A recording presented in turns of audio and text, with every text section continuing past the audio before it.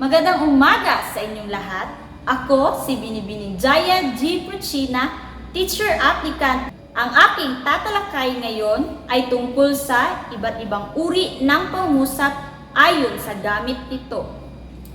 Pagkatapos ng aralin, ang mga mag-aaral ay inaasahang nakikilala ang iba't ibang uri ng pangungusap. Naisusulat ang iba't ibang uri ng pangungusap gamit ang wastong bantas. Napahahalagahan ang wastong gamit ng iba't ibang uri ng pangungusap. Kumusta mga bata? Narito naman tayo para sa ating talakayan. Pero bago yan, tumayo kayong lahat para sa ating panalangin. Sa ngalan ng Ama, ng Anak, ng Espiritu Santo. Amen. Panginoon, salamat po sa panibagong araw na ito upang kami ay matuto. Buksan niyo po ang aming isipan upang lubos na maintindihan ang aming mga aralin. Bigyan niyo din po ang aming mga guro, mga magulang at mga kamag-aral ng lakas ng katawan at isipan na mas higit naming kailangan sa araw-araw sa panahong ito. Ang lahat po ng ito ay aming dinadalangin sa iyo, aming Diyos Ama. Amen. Sa ngalan ng Ama, ng Anak, ng Espiritu Santo. Amen. Bago kayo umupo, pulutin ang inyong mga kalat sa ilalim ng mga mesa at isaayos ang inyong mga upuan. Magandang umaga mga bata! Mayroon bang lumiban sa ating klase ngayon? Wala! Magaling! Ngayon, sino sa inyo ang nakakaalala sa ating talakayan kahapon? Donnie! Magaling! Ito ay tungkol sa pangungusap. Ano ang pangungusap? Hana! Magaling! Ang pangungusap ay ang kalipunan ng mga salitang nagsasaad ng isang buong diwa. Sino naman sa inyo ang makapagbibigay ng isang halimbawa ng pangungusap? Amanda! Magaling! Siya ay pumunta sa tindahan. Ngayon, dahil alam at naintindihan nyo na ang pangungusap, dadako na tayo sa ating susunod na aralin. Meron akong ipapakita na larawan. Ano ang inyong nakikita sa larawan? Shikaina. Tama, may isang anak at kanyang ina. Ano sa tingin ninyo ang ginagawa ng mag-ina sa larawan? Sulana. Tama, sila ay nag-uusap. Ngayon, aalamin natin ang kanilang pinag-uusapan. Pero bago yan, meron kayong 5 alituntunin na dapat sundin. Una, ilagay ang inyong mga kamay sa ibabaw ng mesa. Pangalawa, tumahimik. Huwag magsalita kapag ang inyong guro ay nagsasalita sa harapan. Pangatlo, makinig ng mabuti. Pang-apat, tumingin sa harapan. At panglima, huwag malikot. Naintindihan niyo ba mga bata? Magaling! Maaasahan ko ba iyan sa inyo mga bata? Magaling! Ngayon, aalamin na natin ang pinag-uusapan ng mag-ina. Inay, maari po ba akong magpunta sa lumang badminton court?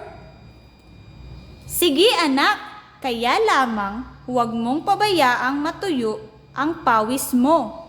Pakidaan mo na rin itong ginataan kay Maring Sela. Opo! May pasipol-sipol pang naglakad si Josefino, dala ang bola at mangkok na ginataan. Uy! 50 pesos! Kanino kaya ito? Kay inay? Di na bali. Akin na ito. Napulot ko ito. Tiyak marami akong mabibili nito. Ibibili ko si Teacher Tess ng bulaklak at tsokolate. Bibigyan ko sina Carlo, Oscar, May at Grace ng sandwich. Inay! Inay! Nawalan po ba kayo ng pera? 50 pesos. Napulot ko sa tabi ng pinto. Salamat, Josefino. Kanina ko nga iyan hinahanap. Maraming salamat. Mwah. Batay sa inyong binasa at nakita, ano ang napulot ni Josefino? Chikaina. Tama! Ang napulot ni Josefino ay 50 pesos. Ano ang una niyang naisip gawin tungkol dito? Andrea. Tama! Ibubulsa niya ang pera. Saang lugar niya ito napulot? Kyle! Tama! Sa tabi ng pinto ng kanilang bahay. Ngayon, alin ang pangungusap na nag-uutos? Francine! Tama! Pakidaan mo na rin itong ginataan kay Maring Sela. Alin naman ang pangusap na nagpapahayag ng matinding damdamin? Estrella! Tama! Uy! 50 pesos! Alin naman ang pangusap na nagsasalaysay? Mercy! Tama! Salamat, Josefino. Kanina ko pa iyan hinahanap. Maraming salamat. Alin naman ang pangusap na nagtatanong? Sandy! Tama! Nawalan po ba kayo ng pera? Alam niyo ba mga bata na mayroong 4 na uri ang pangusap ayon sa gamit? Una, ito ay tinatawag na paturol o pasalaysay. Ito ay pangusap na naglalahad ng katotohanang bagay. Ito ay nagtatapos sa tuldok. Halimbawa, si Hana ay maganda. Ako ay nakatira sa Trento Agusan del Sur. Pangalawang pangusap ay tinatawag na pautos. Ito ang pangungusap na nag-uutos. At nagtatapos din ito sa tuldok. Halimbawa, pakikuha ng aking bag. Kunin mo ang aking lapis. Pangatlong pangusap ay tinatawag na patanong. Ito ay pangusap na nagtatanong. Nagtatapos ito sa tandang pananong. Halimbawa, saan ka nakatira? Ano ang pangalan mo? Sino ang iyong guro sa Filipino? At ang pang-apat na pangusap ay tinatawag na padamdam. Ito ang pangungusap na nagsasaad ng matinding damdamin. At nagtatapos ito sa tandang padamdam. Halimbawa, "Nako! May sunog!" Ngayon ay babalikan natin ang dialogo na inyong binasa. Ang makikita ninyo na mga pangungusap sa inyong harapan ay hango sa inyong binasa kanina. Alin sa mga pangungusap ang nag-uutos? Erica! Tama! Titik E. Huwag mong pabayaang matuyo ang pawis mo. Alin naman sa mga pangungusap ang nagpapahayag ng matinding damdamin? Eric! Tama! Titik A. Uy! 50 pesos! Alin naman sa pangungusap ang nagsasalaysay? Jeffrey! Tama! Titik B. Napulot ko ito sa tabi ng pinto. Alin naman ang pangungusap na nagtatanong? Mika! Tama! Titik D. Inay, nawalan po ba kayo ng pera? Ngayon, ano-anong mga batas na nagtatapos ang bawat pangungusap? Ina! Tama! Sila ay nagtatapok sa tuldok, tandang pananong, at tandang padamdam. Dahil alam at naunawaan nyo na ang iba't ibang uri ng pangungusap, ngayon, hahatiin ko kayo sa 3 pangkat. Una, pangalawa, at pangatlo. Ang bawat grupo ay may kanya-kanyang gawain base sa level ng pag-unawa. Simulan natin sa pangkat una. Gamit ang sitwasyon na ibibigay ko, basahin ito at isulat sa sagutang papel ang uri ng pangungusap ayon sa ginamit. Sa pangkat pangalawa, ang gagawin ninyo ay kumpletuhin ang pangungusap gamit ang wastong bantas. At sa pangkat pangatlo, tingnan ang mga larawan at iguhit ang masayang mukha kung ito ay nagpapakita ng wastong gamit ng uri ng pangungusap at malungkot na mukha naman kung hindi. Bibigyan ko kayo ng 5 minuto para tapusin ang inyong mga gawain.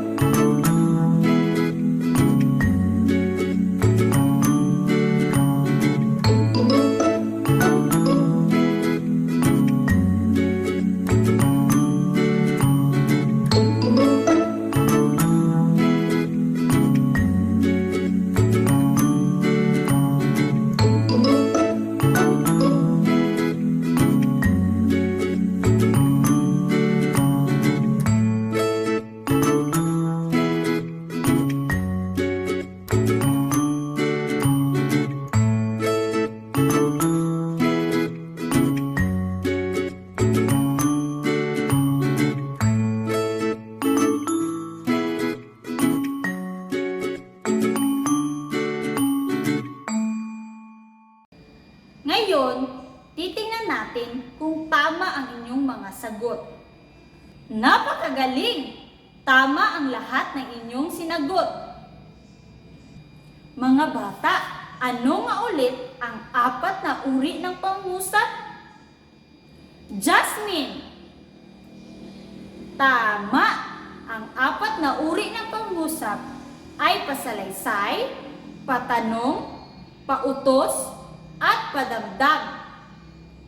Ano naman ang pagkakaiba ng bawat uri ng pangusap? Eric! Tama! Ang pagkakaiba nila ay ang mga bantas na ginagamit sa bawat pangungusap. Magaling! Talagang naintindihan niyo na ang ating talakayan. Sa panahon ngayon, tayo ay nakakaranas sa pandemyang COVID-19. Ipagpapalagay natin na ikaw ay isang magulang na kukuha ng module sa paaralan tuwing Lunes. Sa pakikipag-usap mo sa mga guro, nakakatulong ba ang paggamit ng wastong, bantas, sa bawat salitang binibitawan mo sa mga guro? Paano? Tama! Halimbawa, nagtatanong ang isang magulang, "Teacher, kailan ba isasauli ang module? Saan ba isusulat ang mga sagot? Sa papel o sa sagutang module?" Pakatandaan, sa pakipag-usap, mahalaga ang wastong gamit ng pangungusap upang maiwasan ang hindi pagkakaunawaan.